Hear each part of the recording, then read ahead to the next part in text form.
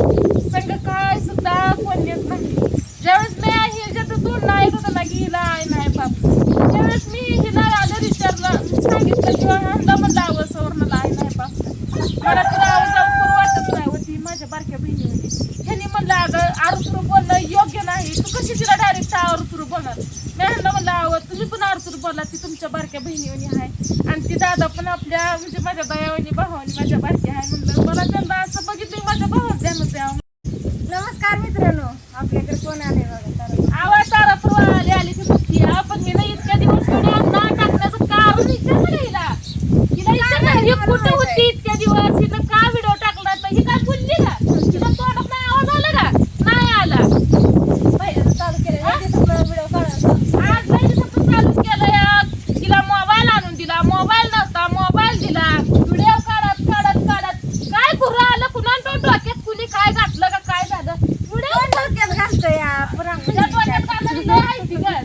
सगळ्याचं काय माहिती तिकडं काय काय ना पण बाहेरचं ऐकायचं असली आहे.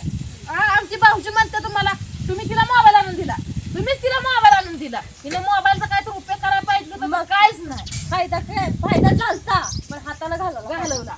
एवढी इडी राजा आहे. अजून पण संधी गेली नाही माझ्या हातनं. हा आता कळतंय, अजून पण संधी गेली नाही. आता कळायला लागलाय. आता कळायला लागतंय. करून दिली की आता मग काय तर आता कंटिन्यू माझे व्हिडिओ पडतील बरं का, बघत राहा, लाईक करा, लाईक करा, शेअर करा, कमेंट करा. कमेंट येते तिला. लाईक शेअर कमेंट होतं मस्त सगळं होतं. तिची पण 3-4-5-6 महिने तब्येत जरा चांगली नव्हती. सारखं दवाखान्यात जाण्यानं तिच्या मागं दुसरं झंझट असल्यामुळं तिचं व्हिडिओ आलं नाही. तर दवाखान्यात म्हणल्यावर आता तुम्ही समजून जावा की तिची अडचण काय आहे. तिची एकच अडचण होती, त्यामुळं रोज सलाईन्या रोज व्हिडिओ तिला टाकणं जुळलं नाही. आणि तशा कंडिशन मध्ये कुठलीही स्त्री असू द्या बाई, त्या कंडिशन मध्ये तिला स्वतःच्या म्हणजे काय सुधरत नसतं, सगळं असं गिन्यान गेल्याने होऊन जातं. त्यामुळे तिचं जरा लक्ष नव्हतं त्याच्या कामात. भरपूर म्हणजे असं एका जागेवर बस वाटायचं, थकवा यायचा, नको वाटायचं, मग वेळ दिला नाही. त्यात असं विसरी पडत गेलं की परत त्याच्याकडे लक्ष एक ध्यानात ठेवायचं. तुला पण सांगते, माणसानं संघर्ष केल्याशिवाय माणसाला कुठलंच काय मिळालं काय. माणसाच्या जीवनात संघर्ष हे असलंच पाहिजे. जेवढा वाईट दिवस येतील ना एवढं ध्यानात ठेवायचं, पुढे एक ना एक दिवस चांगला असणारच आपल्या. जेवढं आपलं आता वाईट येते तर आपल्याला 4 माणसं वाईट बोलते, आपल्याला हिनत येते, भला आपल्या परिस्थितीकडं असू दे, आपल्या घरादाराकडं असू दे, कशाकडं पण असू दे, आणि हिनवलं जातं. तर तुला काय सांगायची गरज विचार हिनवलं जातं. कोण कशाकडं हिनवलं जातं, कोण कशाकडं हिनवलं जातं, हिनवलंही जातं. सगळं दिवस सारखं नसतं. काय दिवस सुरूच असते, काय दिवस सारखं असते. त्यामुळं जरा आपण पण जिद्द बाळगली पाहिजे नाही का, थोडं लावून आपल्या पण हिंमत पाहिजे का नाही बाबा की मी काय तर करीन, मी काय नाही माझं सपाटच आहे. मग मी जाते रोज कामाला, जाईन रोज कामाला, मी पण इकडे कामाला काम होत नाही, रानातलंही काम होत नाही. पिगू कोंबडी येऊन बसणार, काम म्हणून होत नाही तिला.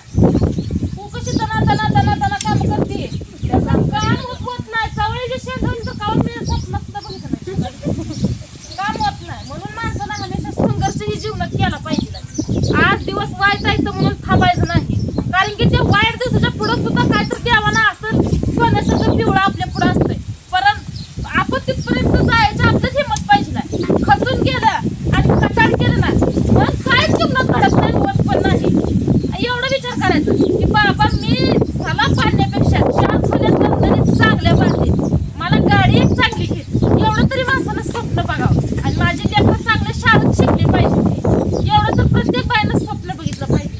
आणि स्वप्न बघा माझ्या अपेक्षा आहे, कारण की जे माझं स्वप्न पूर्ण झालंय की मी तुम्हाला दोघीला सांगते, हे तुम्ही बघा, तुम्ही करा. सांगा आपलं पण स्वप्न पूर्ण करायला तुम्ही दोघी जण करा. आता मी लय वाईट परिस्थितीत नाही आली, लय माझा हाल झाले, मी कसं केलंय कसं नाही माझ्या जीवाला माहित आहे. पण आताचा दिवस आणि मागचा दिवस जर आठवलं तर खरं कापी अंगावर. त्यामुळं माणसानं हमेशा आपली नीतिमत्ता स्वच्छ ठेवायची. आणि आपल्या नवऱ्याला जर वर कोण काढणारी असेल हे म्हणजे वाईट वास.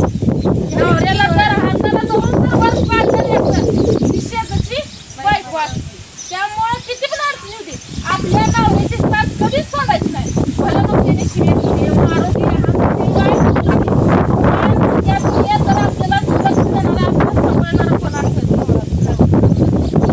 आई बापाच्या आज मी तुला घटीकभर बोलते, घटीकभर तुला चांगलं बोलले.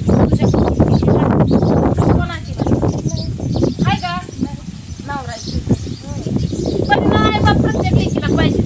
तसं सवर्णाला आई नाही बाप नाही, त्यामुळे जरा वाईट वाटतंय. आणि तिला पण आई नाही, सगळी आई नाही. आई वडील आई वडील असल्यावर काय सुख असतंय आणि नसल्यावर काय सुख असतंय हे बघितलंय डोळ्यात. कारण की सकाळनं पप्पाचा फोन येतोय, फोन करा नाही, काय झालंय, कशाच्या नादात आहे, काय झालंय. जी बापाचं आईचं प्रेम आहे म्हणून ती बाप सारखा फोन करून विचारतो तू काय करते काय नाही.